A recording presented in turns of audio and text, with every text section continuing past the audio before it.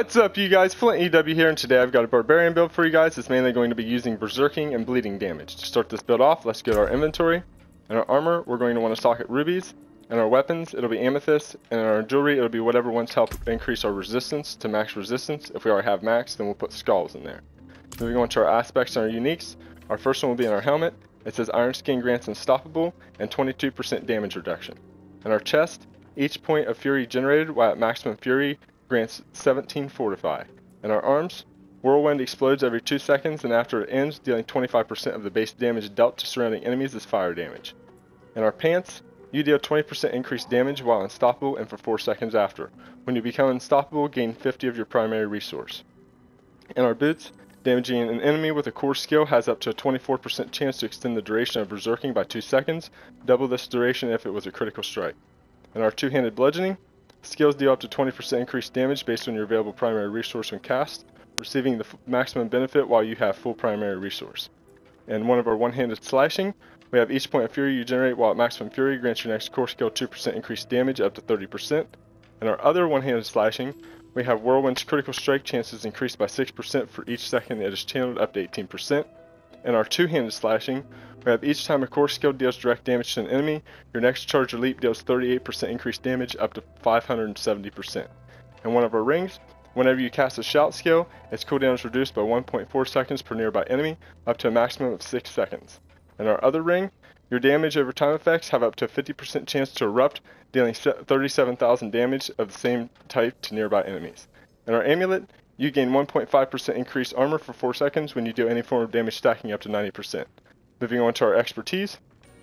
Now that we're at our expertise, the expertise that we're going to want to choose is our two-handed sword expertise, which says when using any weapon, 20% of your direct damage you deal is inflicted as bleeding damage over 5 seconds. Moving on to our skill tree.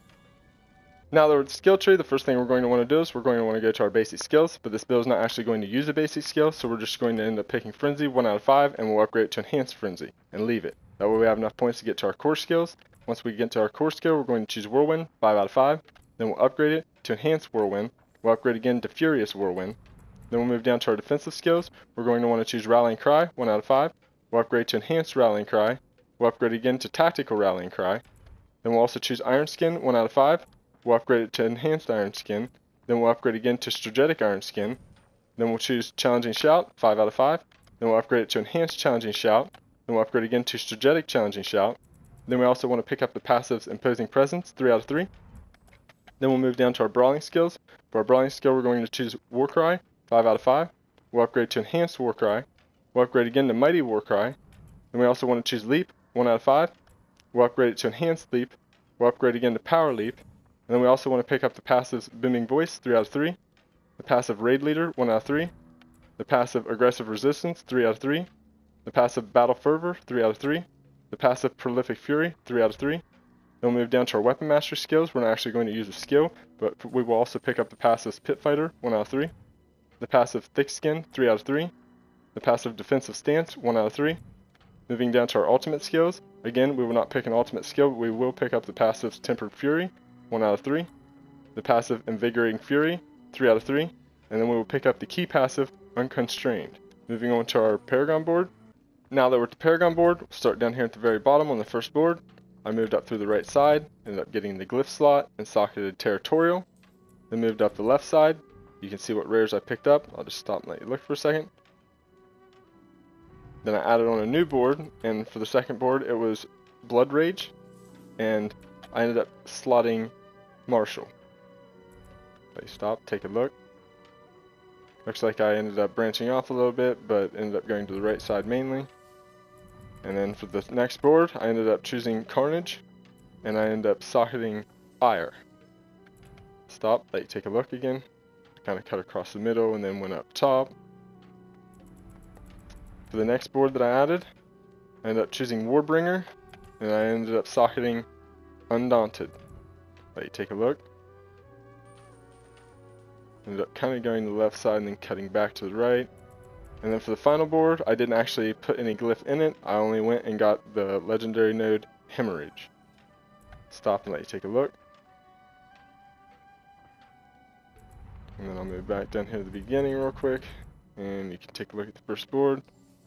First slot was Territorial.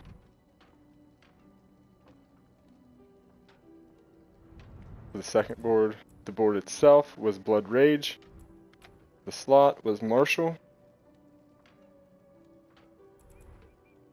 Let you take a look. The next board was Carnage, and I socketed Ire. Let you take a look. The next board was Warbringer, and I socketed Undaunted. Let you take a look again.